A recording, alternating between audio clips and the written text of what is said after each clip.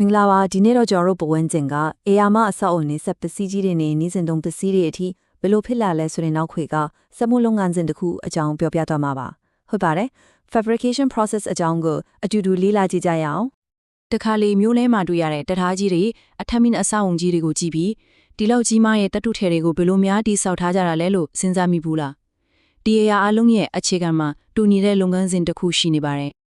အဲ့ရကိုပဲ fabrication လို့ခေါ်တာပေါ့ fabrication ဆိုတာဘာလဲဆိုတော့တိတ်မခတ်ပါဘူးတတူဖြားတွေတန်ချောင်းတွေလိုကုန်ကျန်းတွေကိုယူပြီးတော့ဖြတ်တောက်တာ၊ကွေးတာ၊ဂေဟေဆိုတာလိုနီးပညာတွေသုံးပြီးလူတွေအတွက်အသုံးဝင်တဲ့ပစ္စည်းတစ်ခုဖြစ်အသွင်ပြောင်းလိုက်တဲ့စက်မှုလုပ်ငန်းစဉ်ကြီးတစ်ခုပါပဲ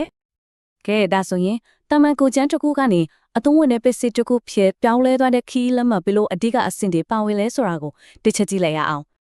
ဒီလုပ်ငန်းစဉ်တစ်ခုလုံးမှာအဓိကအဆင့်၅ဆင့်ရှိပါလေပထမဆုံးကုန်ကျန်းကိုဖျက်တောက်ခြင်းလိုအပ်တယ်လို့ပုံသွင်းငွေညွှဲခြင်းပြီးရင်အစိပ်ပိုင်းတွေကိုဂဟဲဆော်ပြီးပေါင်းဆက်ပါတယ်အသေးစိတ်ကိုစနစ်ထပ်ပြီးပြုပြင်တယ်နောက်ဆုံးမှာတော့အားလုံးကိုစုပြီးတက်ဆင်လိုက်တာပေါ့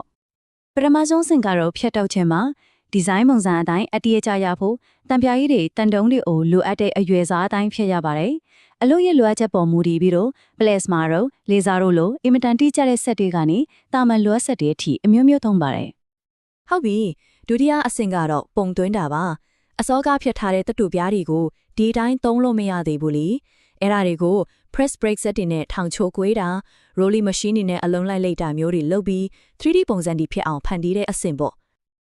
ကဲတတိယအဆင့်ဒါကတော်တော်အရေးကြီးတယ်ဂေဟေဆက်တာပါပဲဒီအဆင့်မှာတော့ပုံသွင်းပြီးသားအစိပ်ပိုင်းတွေကိုအဖူသုံးပြီးခိုင်ခိုင်မာမာတဲ့တသားလေးကြားဝအောင်ပေါင်းဆက်လိုက်တာပါလုပ်ငန်းအလိုက် MIG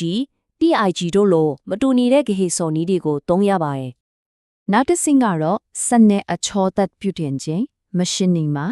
ဒီမှာတော့အဖောက်ဖောက်တာဝက်ဦးချစ်ဖော်တာအထစ်လေးတွေဖော်တာလိုမျိုးအလွန်တိကျဖို့လိုတဲ့အသေးစိတ်တွေကိုဖန်တီးပါတယ်။အဲ့ဒါတွေအတွက်ဆိုရင်တော့ကွန်ပျူတာနဲ့ထိန်ချုပ်တဲ့ CNC စက်တွေ lift စက်တွေကိုသုံးတာပေါ့။ကဲနောက်ဆုံးအဆင့်ကိုရောက်ပါပြီ။ဒါကတော့တက်ဆင့်ချင်းပါပဲ။အဆင့်တွေအကုန်လုံးကိုဖြတ်တန်းလာတဲ့အစိပ်ပိုင်းစုံလင်ကိုစုစည်းပြီးနောက်ဆုံးထုတ်ကုန်အခြေပြီးပြည့်စုံအောင်တက်ဆင်လိုက်တဲ့အဆင့်ပဲဖြစ်ပါတယ်။ဒီလိုဆိုရင်တော့ process ကိုသဘောပေါက်လောက်ပြီးထင်တယ်။ဒါဆိုရင်လေဒီ fabrication ဆိုတာကိုကျွန်တော်တို့ပတ်ဝန်းကျင်မှာလက်တွေ့ဘဝမှာဘယ်နေရာတွေမှာသုံးနေလဲဆိုတာစက်ကြည့်ကြရအောင်။တကယ်တော့နေရာတိုင်းမှာကိုတွေ့နေရတာပါ။ဥပမာပြောရရင်ဆောက်လုပ်ရေးလုပ်ငန်းတွေမှာပေါ့။အထက်မင်းအဆောက်အုံဒီရဲ့တမနီထီတွေဖြတ်ကူးနေတဲ့တရားတွေအထိဒါတွေအားလုံးဟာ fabrication ရဲ့ရလဒ်တွေပါပဲ။ဒါပြင်ကားဘော်ဒီတွေစက်ရုံထဲကစက်ပစ္စည်းပေါင်းတွေတင်ပေါ်တိဆောက်ရေးနဲ့ရေနံပိုက်လိုင်းတွေအထိ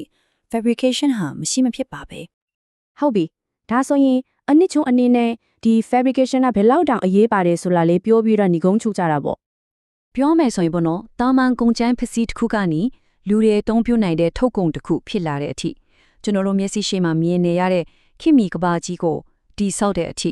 အဲ့ဒီကြားထဲမှာရှိနေတဲ့ process က fabrication ပဲဖြစ်ပါတယ်။ဒါကြောင့်နောက်တစ်ခါတန်တရာချင်းတစ်စင်းကိုဖြတ်သွားတဲ့ခါမျိုးမှာခဏလောက်ရပ်ပြီးစဉ်းစားကြည့်ပါလား။သူ့ရဲ့အပါဝင်လေးကခုနကျွန်တော်ပြောခဲ့တဲ့ပဲအစင်းကိုဖြတ်လာခဲ့မယ်လေဆိုတာကိုပေါ့။ဒီနေ့တက်ဒီမှာပဲညီကုံချုပ်လိုက်ပါတယ်။အားလုံးကိုကျေးဇူးတင်ပါတယ်